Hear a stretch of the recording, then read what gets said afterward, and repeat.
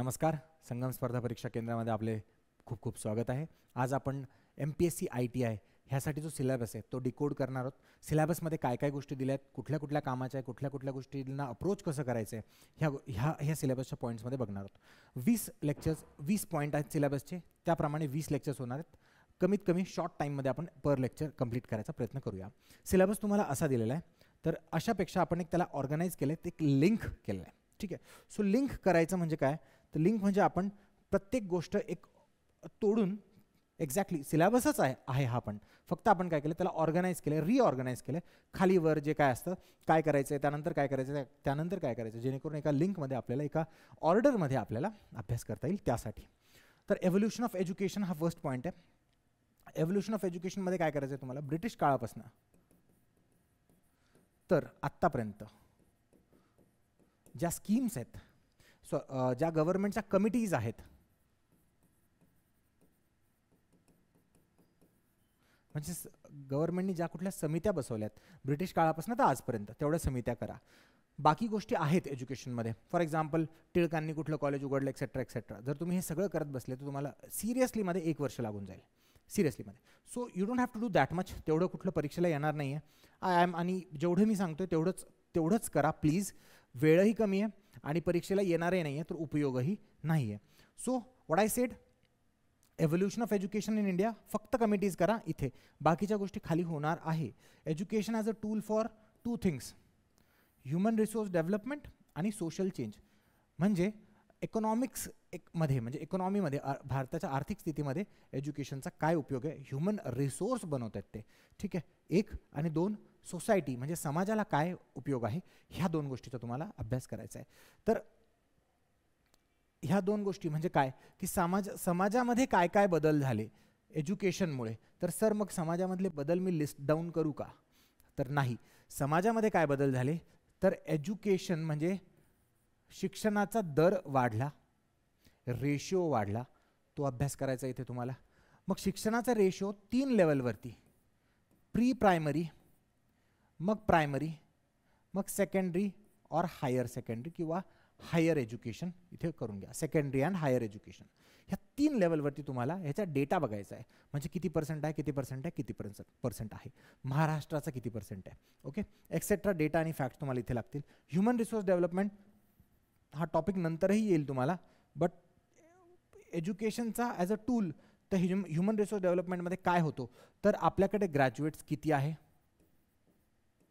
ठीक आहे, आपले बाहेर देशात गेलेले डायस्पोरा म्हणतो आपण त्याला, तर डायस्पोरा बाहेरच्या देशात किती आहे वगैरे वगैरे. तर ह्याच्यामध्ये तुम्हाला फॅक्ट्स पण येऊ शकतात की आत्ता सध्या युनायटेड स्टेट्सचा जो सिक्युरिटी एजन्सीचा हेड आहे त्यांच्या FBI आय गेस, तर FBIच्या हेडचं नाव काय, ठीक आहे, सांगा तुम्ही मला कॉमेंटमध्ये सांगा. पटेल आडनाव एवढं सांगतो. Next, pre primary to higher education. हे थोडंसं चेंज झालेलं आहे ॲक्च्युली आता. प्री प्रायमरी आणि प्रायमरी याच्या डेफिनेशन्स ज्या आहेत नॅशनल एज्युकेशन पॉलिसी 2020मुळे चेंज झाल्या आहेत. नॅशनल एज्युकेशन पॉलिसीमध्ये 4 स्तर दिलेत. त्या म्हणजे तुम्हाला 5, 3, 3, 4 असे 4 आहेत.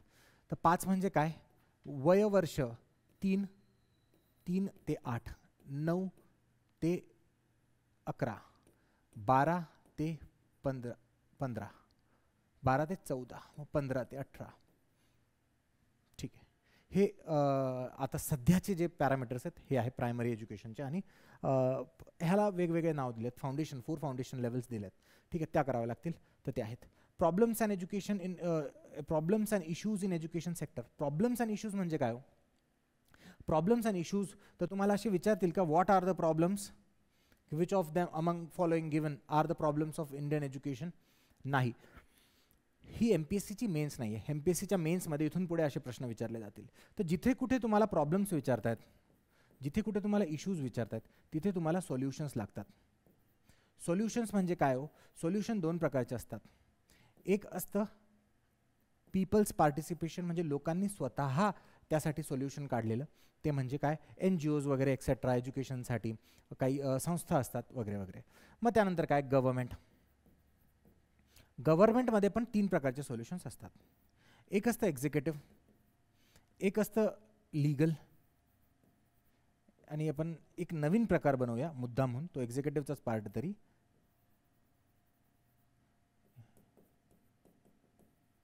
हे ॲक्च्युली पॉलिसी रिलेटेड आहे फर्स्ट.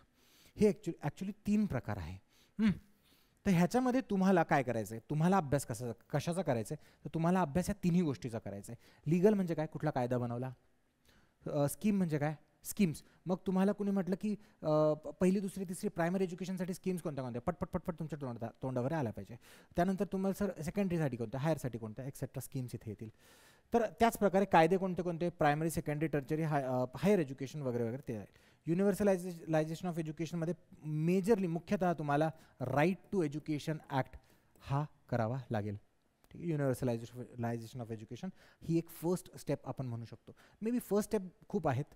डायरेक्टिव्ह प्रिन्सिपल्स जे आहेत, मूलभूत कर्तव्य, त्यामध्ये पण दिलेले आहे. आणि राईट टू एज्युकेशन हे कलम 21मध्ये फंडामेंटल राईट्स, मूलभूत हक्कांमध्ये पण दिले.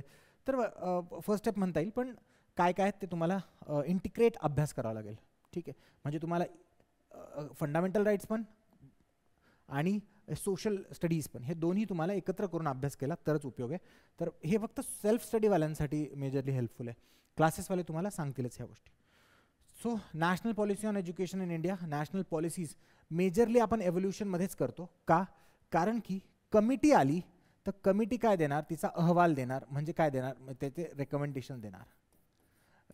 कमिटीच्या रेकमेंडेशनवरतून गव्हर्नमेंट जे करणार ते गव्हर्नमेंटचा पॉलिसी राहील, गव्हर्नमेंटची नॅशनल पॉलिसी राहील.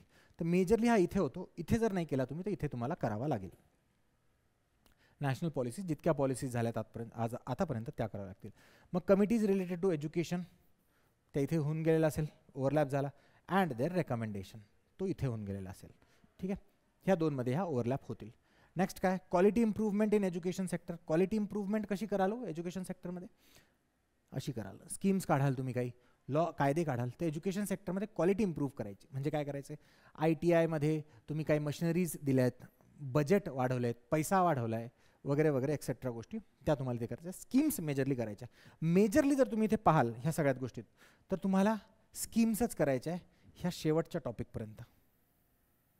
ठीक आहे, ह्या शेवटच्या टॉपिकपर्यंत स्कीमच करायचं आहे. हा टॉपिक थोडा वेगळा आहे. हा MPSC मेन्सचा जास्त टॉपिक आहे rather than this exam which will be objective. ठीक आहे, तर LPG रिफॉर्म नंतर एज्युकेशनवरती काय काय परिणाम झाले हा टॉपिक तुम्ही सोडला तरी चालेल. बट बिट्स अँड पीसेसमध्ये का सोडा म्हणतोय मी तुम्हाला हा, कारण की वरती याचा अभ्यास जनरली होऊन जातो. ठीक आहे, सो फर्स्ट टॉपिकबद्दल हे लेक्चर झालं. नेक्स्ट लेक्चर घेऊया सेकंड टॉपिकबद्दल, नसं आपण 20th लेक्चरपर्यंत जाऊया. ठीक आहे, नीट अभ्यास करा, व्यवस्थित अभ्यास करा. काही कळालं नसेल तर विचारा, कॉमेंट सेक्शनमध्ये विचारू शकता, कॉल करूनही विचारू शकतात. Thank you so much.